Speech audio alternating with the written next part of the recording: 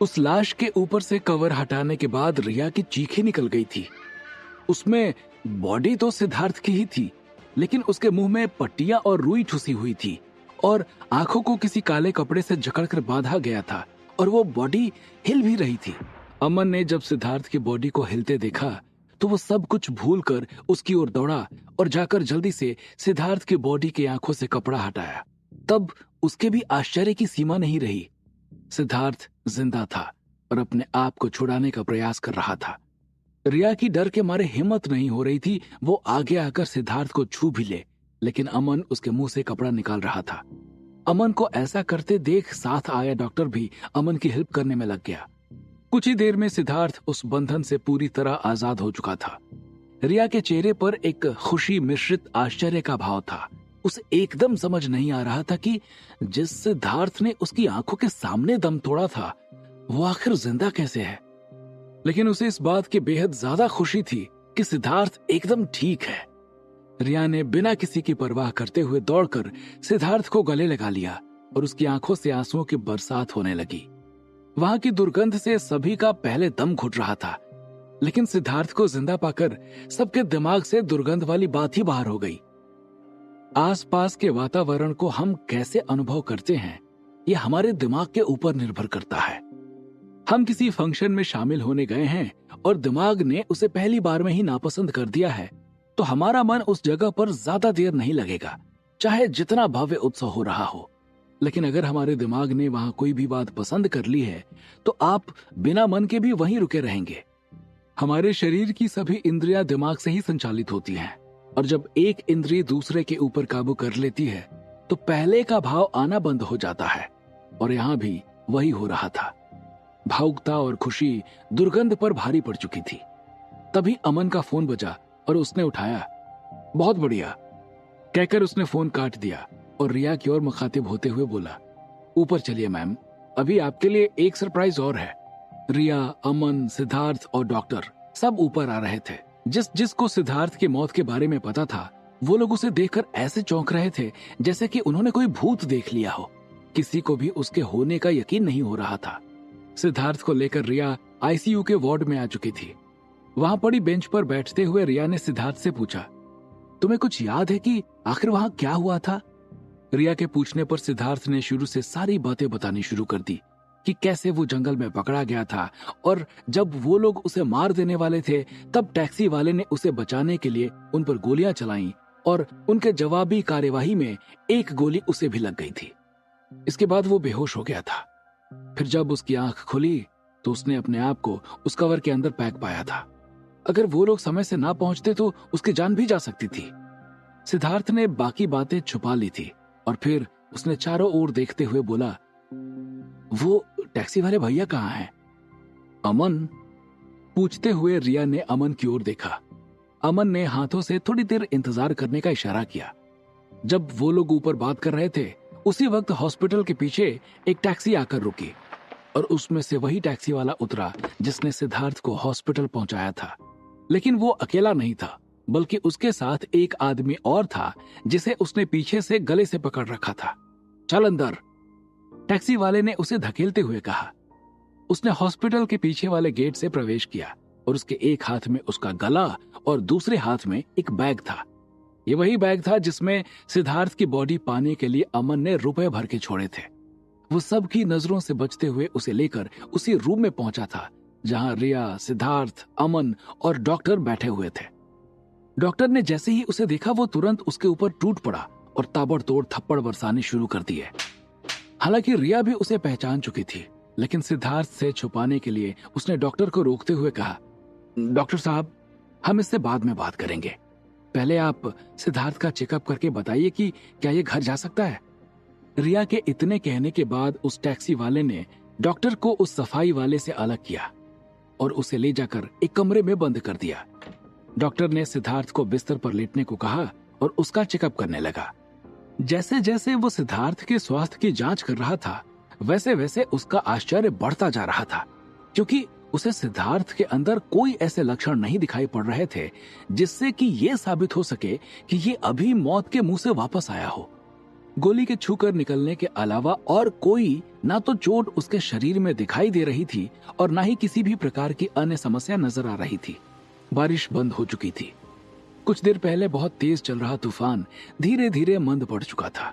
महेश ने उसे अपने आसपास ढूंढा, लेकिन गुल्लू उसे कहीं नहीं दिख रहा था, और दिखे भी तो कैसे, वो तो वहां से निकल चुका था। इंद्रनगर में पूरा राजमहल एक अजीब से सन्नाटे से लिपटा हुआ था। इस समय राजमहल में बिल्कुल वही माहौल था जो माहौल राजा चंद्रमौली के मृत्यु के बाद था। युवराज रुद्रदेव महल के ऊपर से खड़े नीचे सजाए जा रहे राजकुंड को देख रहे थे, जहां पर भावी महाराज युवराज रुद्रदेव अग्नि समाधि लेने वाले थे, जिससे कि उनके राज्य को एक नई ऊर्जा का स्रोत मिल सके। तभी उनकी मां महारानी विजया देवी वहां आ गई और युवराज रुद्रदेव ने उन्हें आगे बढ़कर प्रणाम किया। मैं तुम्हें दीर्घायु होने का आशीर्वाद भी नहीं दे सकती पुत्र, महारानी विजया देवी ने युवराज रुद्रदेव से कहा। उनकी आवाज में पुत्र को खोने की भावुकता साफ झलक रही थी।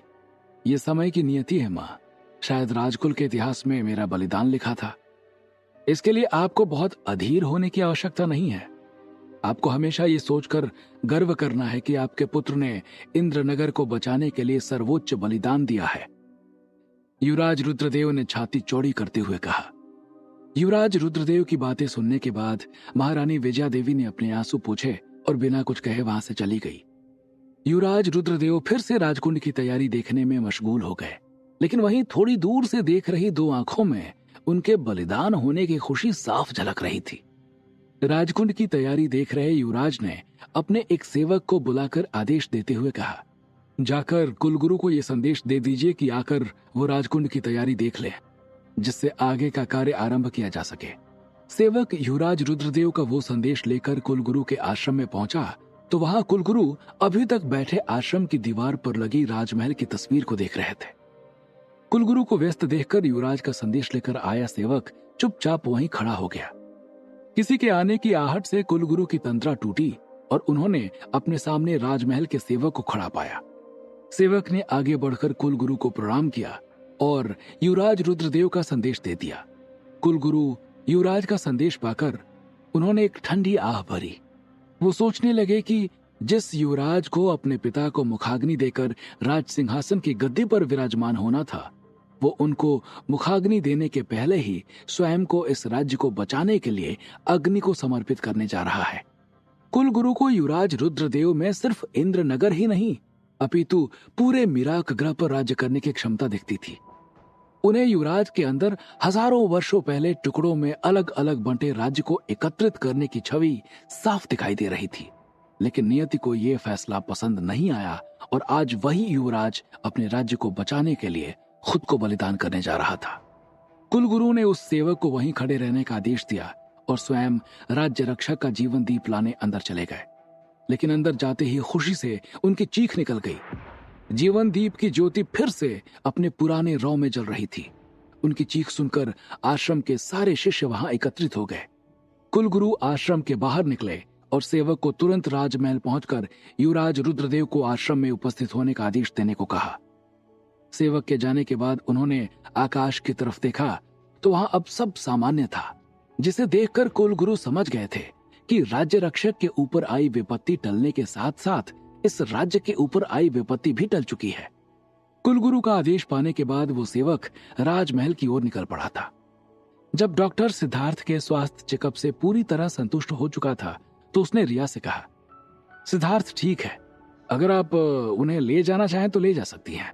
डॉक्टर के मुंह से ये बात सुनने के बाद रिया के चेहरे पर आई खुशी का शब्दों में बयान नहीं किया जा सकता था। ऐसा लग रहा था कि जैसे उसे कोई खजाना मिल गया हो। सिद्धार्थ से सामान लेते लेते वो कब सिद्धार्थ के लिए इतना फिक्रमंद हो गई, उसे खुद पता नहीं चला था। उसने अमन से सिद्धार्थ को होटल मिडनाइट ले जाने को कहा और साथ में उसने अमन को ताकीद दी कि कोई भी बात सिद्धार्थ को ना बताई जाए, वरना हो सकता है कि उसका मन विचलित हो जाए। जबकि सिद्धार्थ को अपने लाश की चोरी के अलावा सारी बातें पता थी। रिया की बात सुनने के बाद अमन ने उसे कहा, ठीक है मैम, आप पार्टी की तरफ निकलो, मैं सिद्धार्थ को लेकर होटल जा रहा हूं।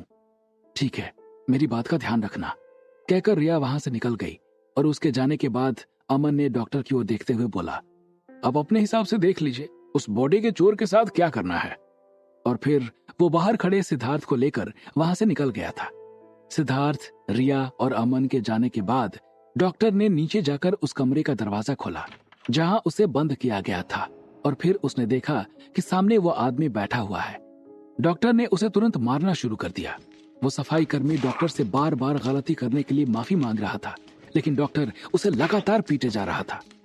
वो उसको पीट रहा था, तभी पीछे से उसके सिर पर किसी भारी चीज से वार हुआ। उसने पीछे पलट कर देखा और उसके मुंह से बस इतना ही निकल पाया, तुम? और वो बेहोश होकर वहीं गिर गया। रिया माथुर विला पहुंच चुकी थी। वहां जगत प्रसाद माथुर अपने दोस्तों के साथ बैठे उसका इंतजार कर रहे थे। कहाँ थी तुम अभी तक? मैंने पता किया था, लेकिन ना तो तुम होटल में थी और ना ही किसी मीटिंग में। क्या मैं तुमसे इस झूठ बोलने का कारण जान सकता हूँ? कहते हुए उनकी आवाज में एक रुष्टता थी। दादू, इस मुद्दे पर हम सुबह बात करेंगे। ऐसा कहकर वो सोने चली गई। इधर सिद्धार्थ को होटल में पहुंचाने के बाद वो टैक्सी वाला अमन के साथ बाहर निकला और जाने की अनुमति मांगी, तो अमन ने उसे सवाल करते हुए पूछा, तुमने आखिर उसे पकड़ा कैसे? फिर टैक्सी वाला उसे सारी कहानी सुनाते हुए बोला, जब आपने मुझे वहां छोड़ा तो मैं चुपचाप जाकर एक पेड़ के पास छुप गया था।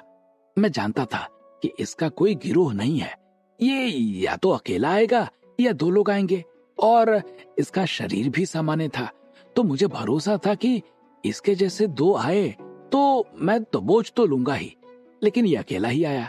बाकी आगे आपको पता ही है। कहते हुए वो हंसने लगा और अमन से अनुमति लेकर जैसे ही वो टैक्सी में बैठने को हुआ तो अमन ने उसे वहीं से आवाज दी, तुम्हारा नाम क्या है? पेमा। उसने टैक्सी चालू की और वहां से चला गया। सुबह होने पर रिया तुरंत होटल मिडनाइट की ओर निकल पड़ी। गार्डन में बैठकर योगा कर रहे जगत प्रसाद माथुर ने इशारे से पूछा कि वो कहाँ जा रही है, तो उसने हाथ से जल्द आने का इशारा किया और चली गई।